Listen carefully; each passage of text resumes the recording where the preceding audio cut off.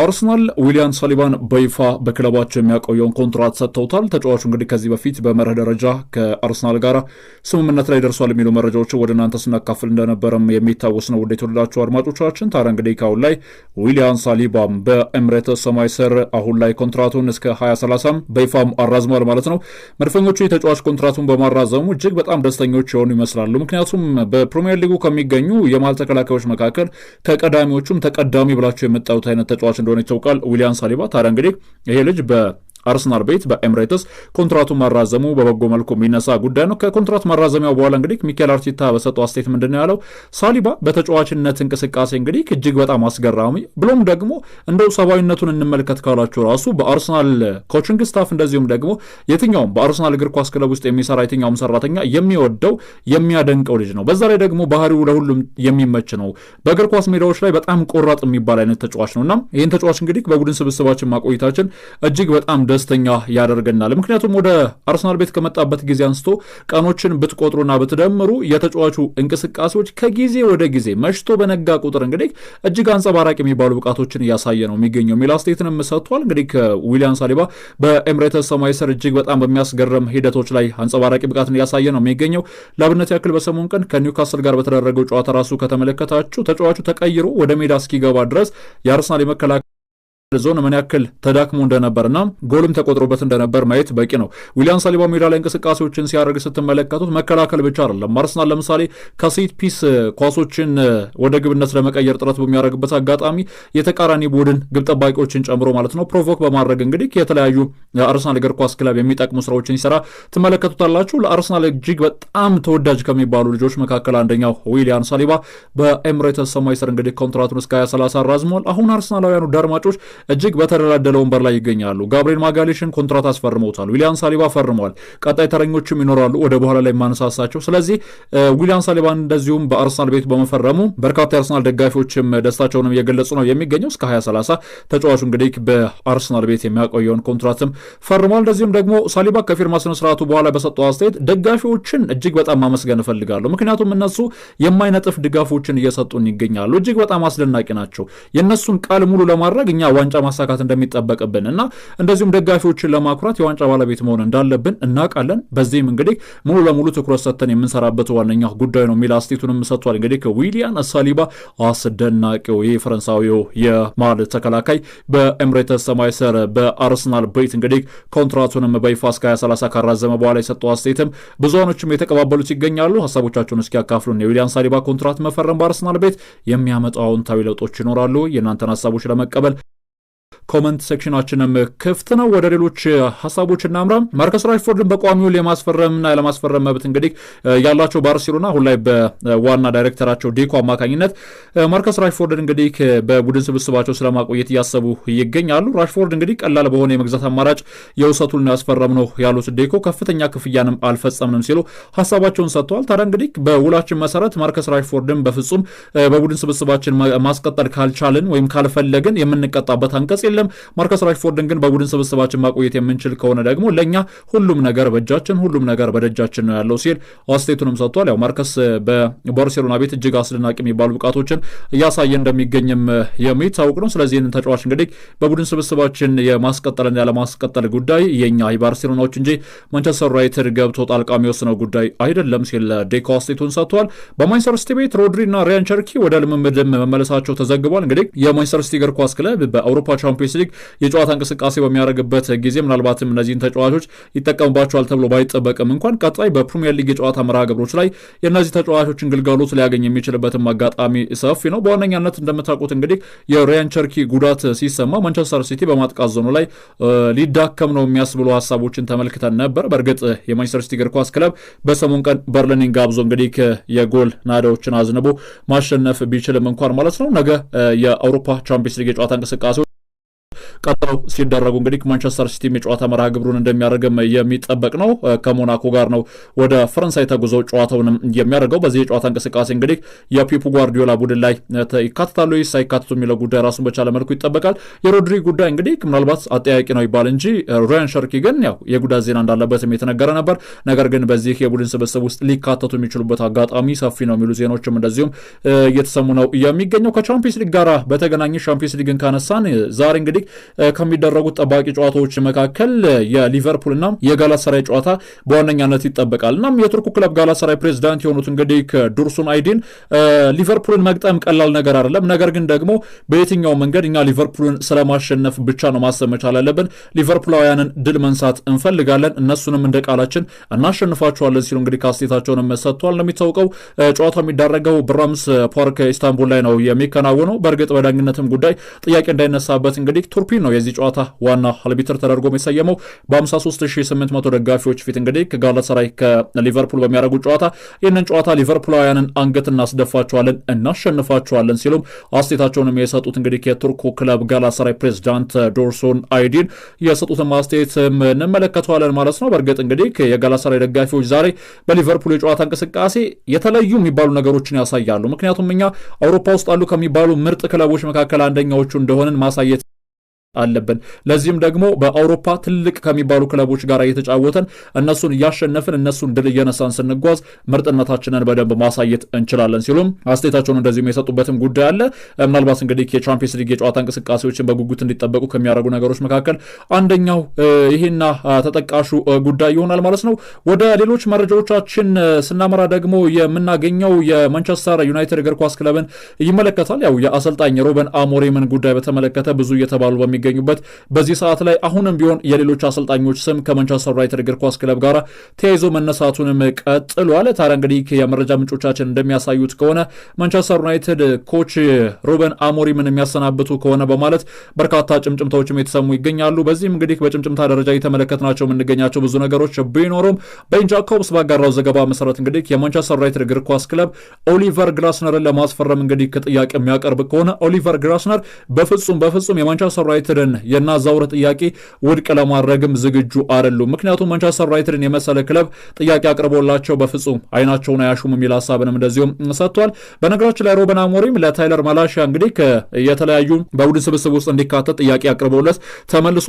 ታይለር ማላሺያ እንግዲህ በማንቸስተር ዩናይትድ ዋና ቡድን የቡድን ስብስብ ውስጥ እንደሚካተትም ተነግሮ ለክለቡን ለቀው ይወጣል በሚል በርካታ ጭምጭምታዎች ሲሰሙበት የነበረው ይሄ የተከላካይ መስመር ሰላፊ ተጫዋች ሩበን አሞሪም አሁን ላይ የጨነቀለት እያሉ ነው የሚገኙት። በእርግጥ በቡድን ስብስባቸው ውስጥ አሁን ላይ የመከላከል ዞኑንም የማጥቃት ዞኑንም ግራ የተጋባ ቡድን እንደሆነ የሚታወቃል ማንቸስተር ዩናይትድ። በዚህም እንግዲህ ስራቸውን ለማትረፍ የዩናይትድ እግር ኳስ ክለብ የበላይ ጠባቂዎች በሰሞኑ ቀን ሩበን አሞሪምን ጠርተው ወደ 4-3-3 የጨዋታ ፎርሜሽን ትቀይር ከሆነ ቀይር፣ ይህንን መቀየር የማትችል ከሆነ ግን ከኦልትራፎርድ ትባረራለህ የሚል ሀሳብንም ሰጥተውታል የሚሉ ጭምጭምታዎችም ተሰምተው እንደነበረም ይታወቃል። ለማንኛውም እንግዲህ ታይለር ማላሻም ተመልሷል። ኒክ ኦልትሜድ የኒውካስል ዩናይትዱ አጥቂ የኒውካስል የወሩ ምርጥ ተጫዋች ተብሎም ተመርጧል። የተጫዋች እንግዲህ በዋነኛ ወደ ሊቨርፑል ያመራውን የአሌክሳንደር ኢሳቅን ቦታ ተክቶ እንደመጣም ይታወቃል።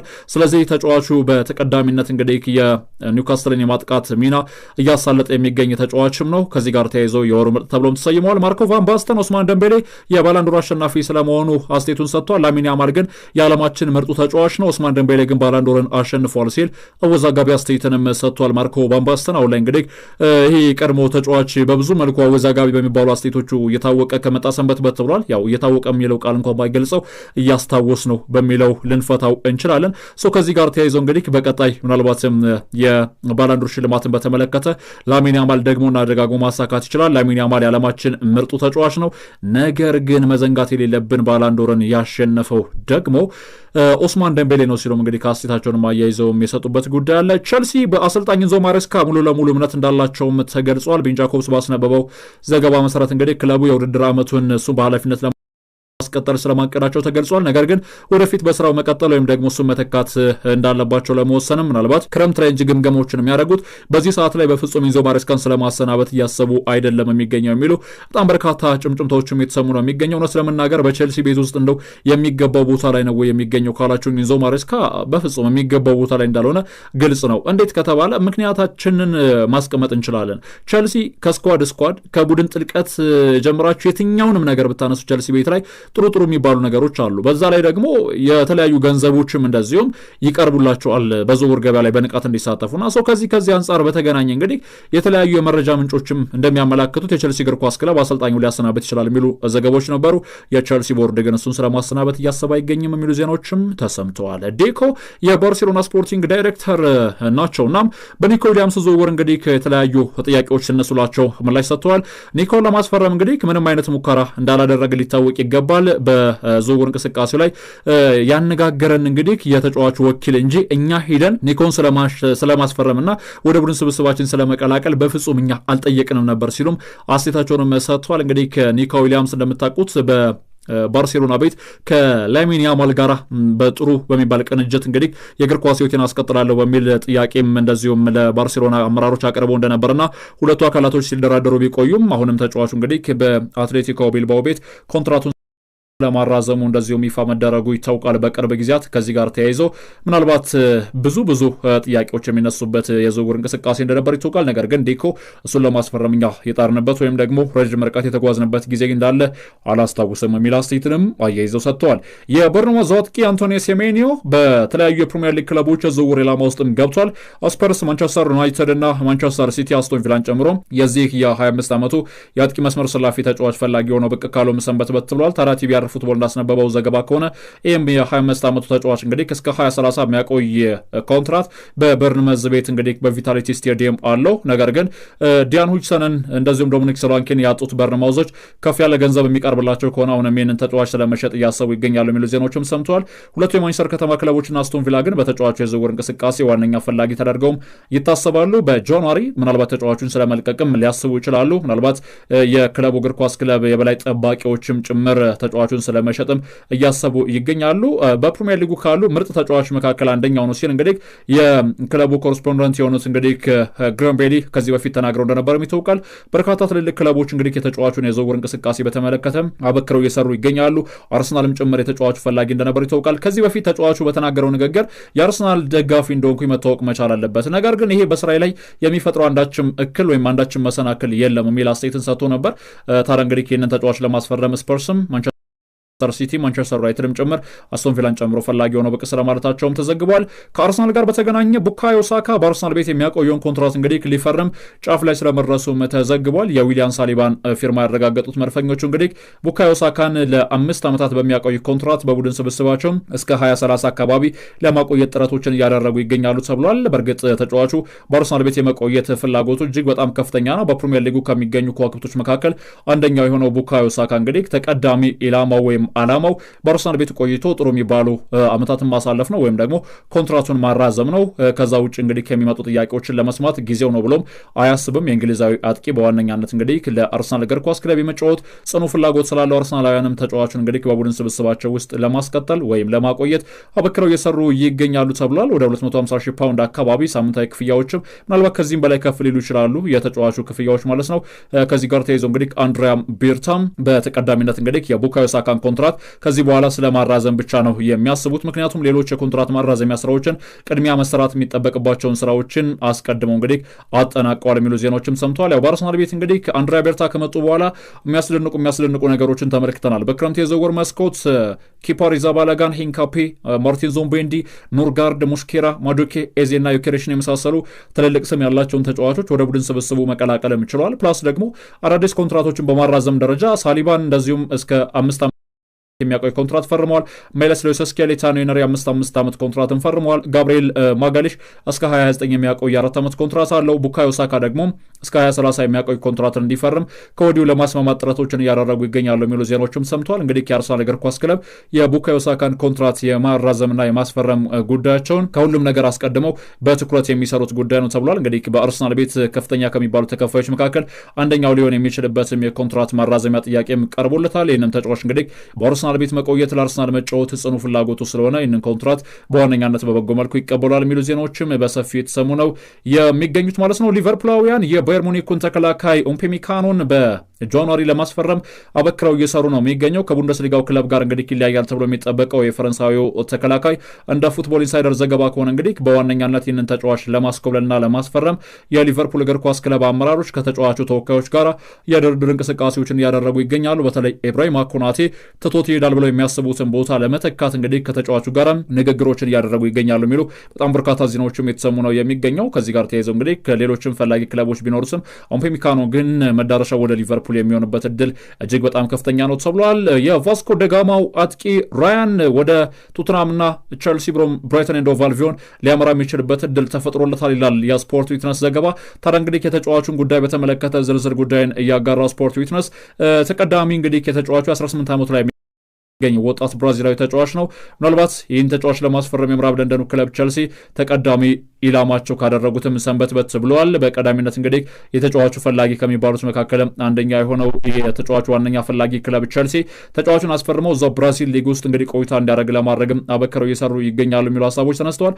ዜኔት ፒተርስበርግ እንደዚሁም ለተጫዋቹ ይፋዊ ክፍያዎችን አቅርበው ነበር። ባርሴሎና ደግሞ የስካውቲንግ ቡድን አባላቶችን ልከው ነበር። ቫስኮ ደጋሞች ግን የቀረበላቸውን ኦፈርም ከመቀበል እንደዚሁም ደግሞ ከባርሴሎና ጋር ከመስማማት ይልቅ በይደር ማቆየትን መርጠው እስካሁን ድረስ እንግዲህ መቆየት ይታወቃል። ይህንም የ19 ዓመቱ የብራዚል ብሔራዊ ቡድን አጥቂ ራያን በቀጣይ እንግዲህ መዳረሻ ወደ ቸልሲ ወይም ደግሞ ወደ ሌሎች ትልልቅ ክለቦች ማለትም ስፖርስና ብራይተን የመሆን እድል ይኖረዋል የሚሉ ዜናዎችም ሰምተዋል።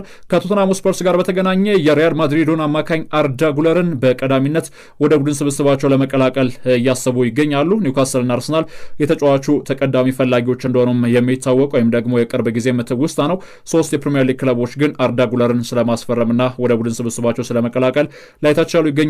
አርሰናል፣ ኒውካስል ዩናይትድ እና ቶተንሃም ስፐርስ ናቸው። እነዚህ ክለቦች እንግዲህ በሪያል ማድሪድ ቤት በቂ የመጫወቻ ደቂቃ እንዳላገኘ ሲነገርለት ነበር። ከፌነርባቼ በቀጥታ መዳረሻውን እንግዲህ ወደ ሪያል ማድሪድ ካደረገ በኋላ ተጫዋቹ በቋሚነት የመጫወቻ ደቂቃ ናቶ ነበር።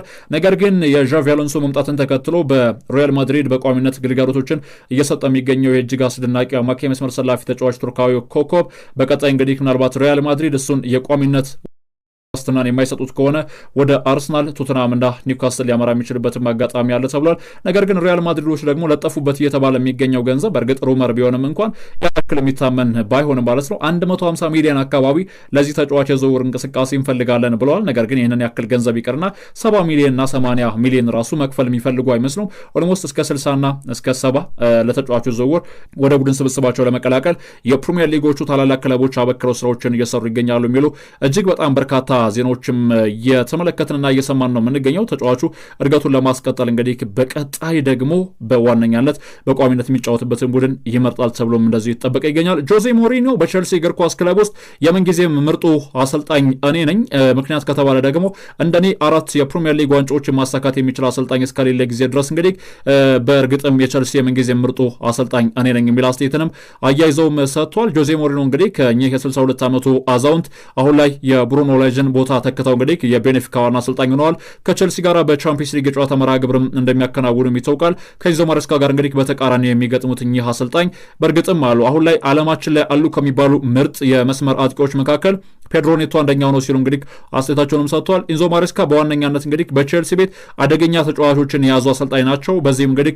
ቤኔፊካ ሊፈትኑት ይችላሉ፣ ነገር ግን ምርጡ ቡድን ጨዋታውን ያሸንፋል የሚል አስተያየትንም አያይዘው ሰጥተዋል። እኔ እንደ አንድ ፖርቹጋላዊ ፔድሮ ኔቶ ደግሞ እንደ አንድ ፖርቹጋላዊ ተጫዋች ከተመለከትኩት ለኔ ምርጡ ተጫዋች እሱ ነው። ምክንያቱም እጅግ የሚያስደንቅ እንቅስቃሴዎችን የሚያሳይ በሜዳ ላይ ተጋድሎዎቹ ከፍ ያለ ተጫዋች እንደሆነም መዘንጋት የለብንም የሚል አስተያየትንም እንደዚሁም አያይዘው የሰጡበትም ጉዳይ ብዙሃኖችም የተቀባበሉት ነው የሚገኘው።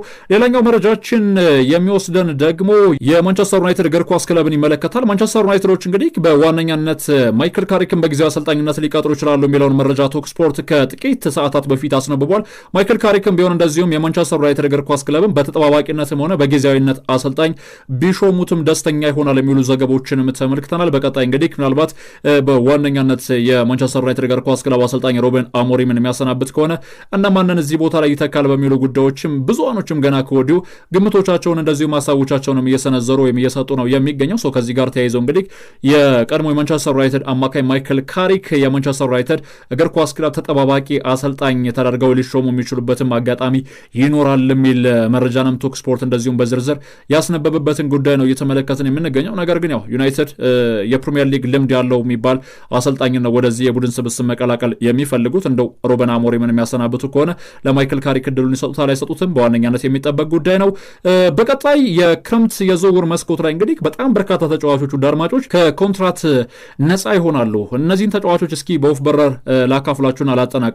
ሳዲዮ ማኔ ከአልናሰር ጋር ያለው ኮንትራት እንግዲህ በጁን 30 2026 ላይ ጠናቀ ኮንትራት አለው። የባየር ሙኒክ አጥቂ ሰርጆ ናብሪ በተመሳሳይ መልኩ እንደዚሁም ደግሞ የላይፕዚግ ቲሞ ወርነርና እንደዚሁም የፉላሙ አዳማ ትራውሬ በዋነኛነት እንግዲህ ከክለባቸው ጋር ያላቸው ኮንትራትም የሚጠናቀቅ ተጫዋች ናቸው። የአልሃዱ አጥቂ ዱሳን ታዲችን በተመሳሳይ መልኩ ከኮንትራት ነፃ ይሆናሉ የሚሉ ዜናዎችም ሰምተዋል። እነዚህን ተጫዋቾች እንግዲህ ክለቦች ለማስፈረምና ለመቀራመት ከወዲሁ አሰፍስፈው እየጠበቋቸው ይገኛሉ የሚሉ እጅግ በጣም በርካታ ዜናዎችም እየተሰሙ ነው የሚገኘው። ውድ የተወደዳችሁና የተከበራችሁ የዩቲዩብ ቻናላችን ቤተሰቦች በያላችሁበት የዓለም ዳርቻ ሆናችሁ ያደመጣችሁና የተከታተላችሁና አብራችሁን ስላላችሁ ከልብ እናመሰግናችኋለን። ለቻናሉ አዲስ ከሆነ ሰብስክራይብ ማድረጎትን እንዳይዘነጉ።